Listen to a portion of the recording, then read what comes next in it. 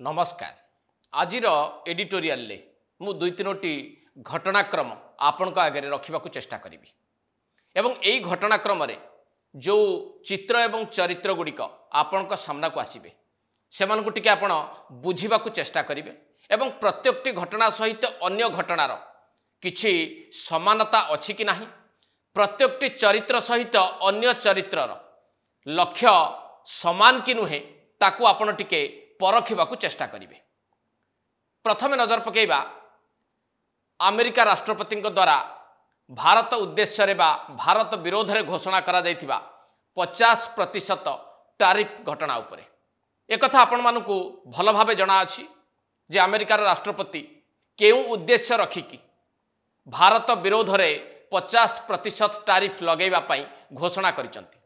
जदि टिके अन्य देश गुडी को आपण नजर पकेइबे जो माने अमेरिका सहित व्यावसायिक संपर्क रखिचंती माने पाकिस्तान उपरे 19% टारिफ घोषणा करथिबा बेले चाइना विरोध में 30% टारिफ घोषणा करथिबा बेले भारत विरोध में 50% टारिफ घोषणा करिसंती अमेरिका राष्ट्रपति। एइथिरु आपण माने अनुमान करंतु जे भारत प्रति को प्रकार मनोभावटीए पोषण करने को चेष्टा करिसंती अमेरिका सरकार। यह संपूर्ण भाव में भारत विरोधी मनोभाव को सूचित करुछि कि नहीं। केवल 50% टारिफ लगेकी भारत विरोध में गोटे अघोषित युद्ध घोषणा करछंती ता नुहे, बरं विश्वर चतुर्थ आर्थिक महाशक्ति को मृत अर्थनीति बोली कहवाक पछई नाहंती अमेरिका राष्ट्रपति डोनाल्ड ट्रंप। एक कथा को भी टिके मन पकांतु। तेणु डोनाल्ड ट्रंप कर आभिमुख्य संपूर्ण भावे भारत विरोधी बोली प्रमाणित हैला ना नहीं।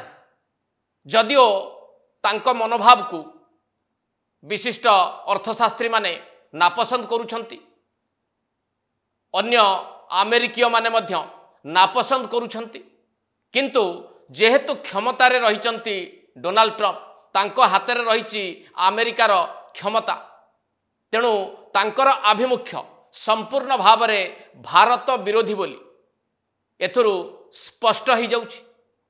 एथिरे कौनसी द्विमत रहिबा उचित कि सेही भली द्वितीय घटनाटी को मध्य टिके आपन को मने पकेबाकू चाहिबी। भारत एवं पाकिस्तान भितरे जहाँ संपर्क ताहा समस्त को भल भावे जना।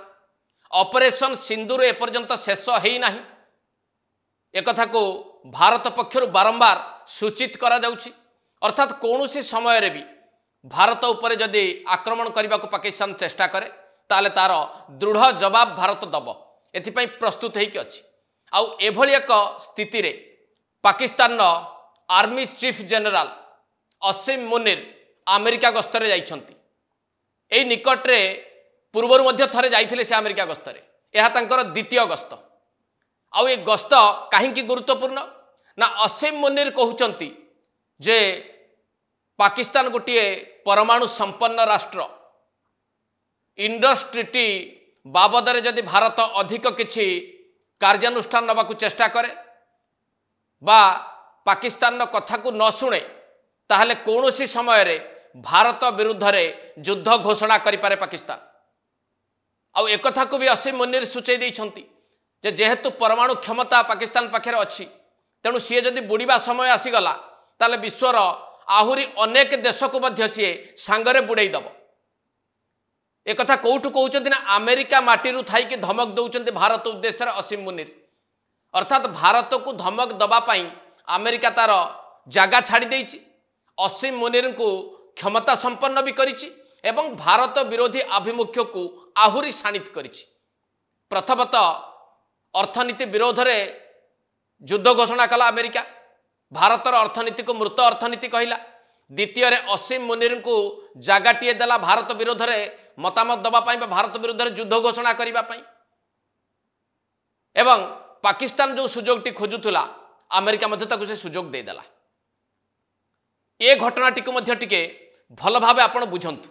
अंतर्जातीय स्तर रे ए दुईटी जाक घटना किभली भाव में भारत को प्रभावित करुच्ची ता भी टिके चिंता करंतु।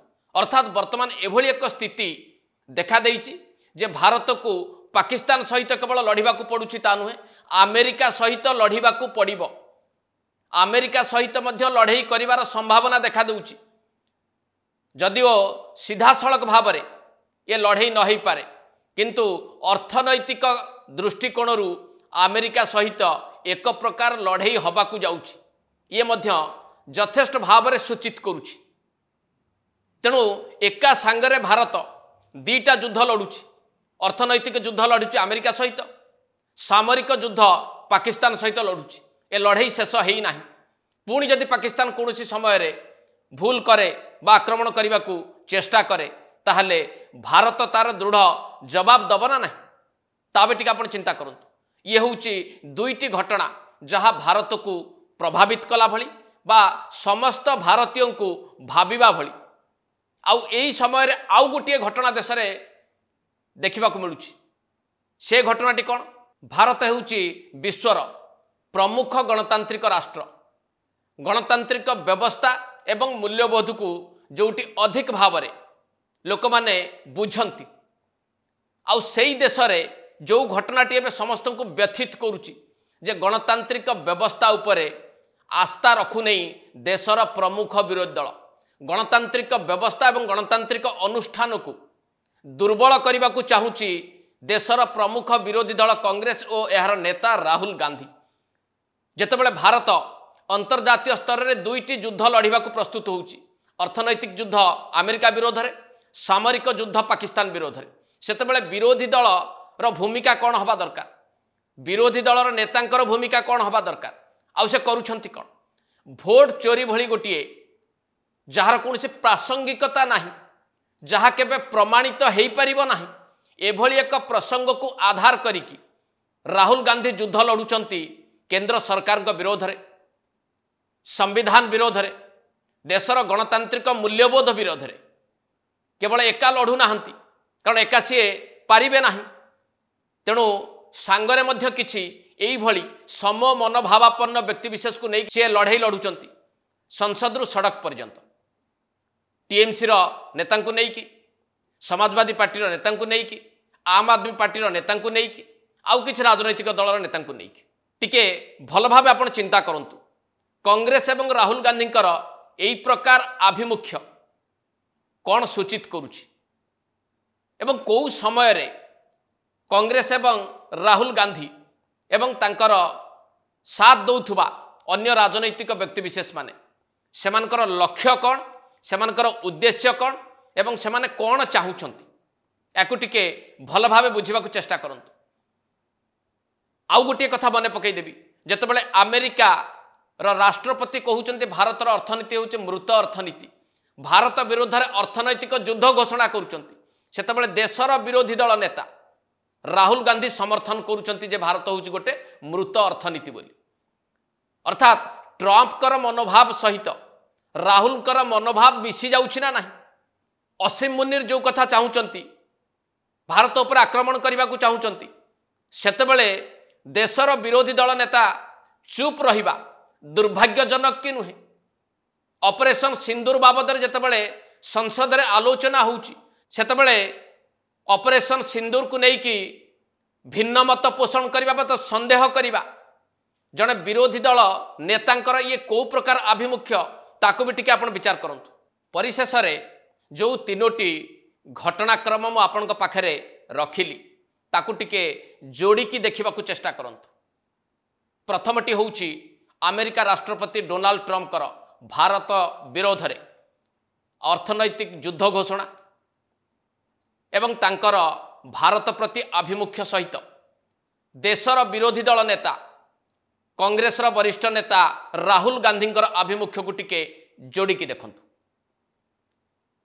भारतर पारंपरिक प्रतिद्वंदी बा पारंपरिक शत्रु पाकिस्तान आर्मी चीफ जनरल असीम मुनिनकर भारत विरोधी मनोभाव, भारत विरुद्ध में युद्ध घोषणा करवा, भारत को अमेरिका रु थाई कि नाली आखि देखा आउ सेतिक बेले भारतर प्रमुख राजनैतिक दल बा विरोधी दल कांग्रेस रो आभिमुख्य एवं कांग्रेस रो वरिष्ठ नेता राहुल गांधी नीरवता याकु भी टिके बुझिबाकु चेष्टा करंतु एवं जेतेबेले प्रतिटी भारतीयों पाई वर्तमान आह्वान तैयारी होईछि प्रतिटी भारतीय चिंता करुछंती अंतर्जातीय स्तर में एक बड़ लड़ई लड़िबा पाई सेतिक बेले देशर प्रमुख विरोधी दल एवं ता सहित जो माने साथ दौरान अन्य राजनैतिक दल बा से राजनैतिक दलर व्यक्ति विशेषकर आभिमुख्य को टिके मिसेईकी देखंतु ट्रंप का आभिमुख्य असीम मुनिर का आभिमुख्य और राहुल गांधी का आभिमुख्य भितर किछि फरक अछि कि ना समस्तंकर आभिमुख्य को जदि भल भाव बुझा चेष्टा करा जाए ताहले समस्तंकर सही गोटे लक्ष्य भारत को भारतर गणतांत्रिक व्यवस्था को दुर्बल करवा नुहे तो एड शेष करवा एडिटोरियल को नमस्कार।